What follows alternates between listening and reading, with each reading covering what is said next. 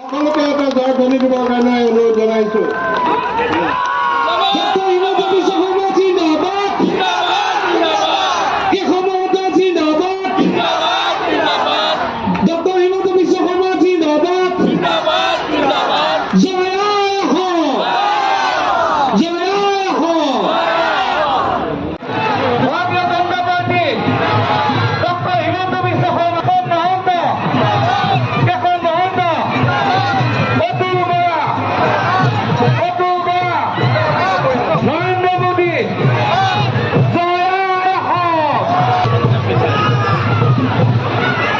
সভা সমষ্টিৰ বাবে অসম গণ পৰিষদ দলৰ কাৰ্যকৰী সভাপতি কেশৱ মহন্ত ডাঙৰীয়া আৰু সভাপতি অতুল বৰা ডাঙৰীয়াই মনোনয়ন পত্ৰ দাখিল কৰিব।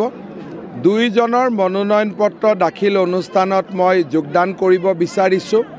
আজি কলিয়াবৰত কেশৱ দাক প্ৰথমতে মাত লগালোঁ।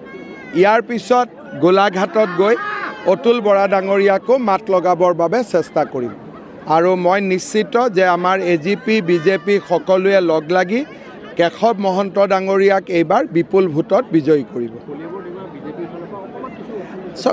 প্ৰত্যেকবাৰে অকণমান ইনিচিয়েল সময়ত অসুবিধা হয়, কিন্তু মই ভাবোঁ যে আজিৰ পিছত সকলো BJP দলৰ কাৰ্যকৰ্তা কেশৱদাৰ লগত থাকিব।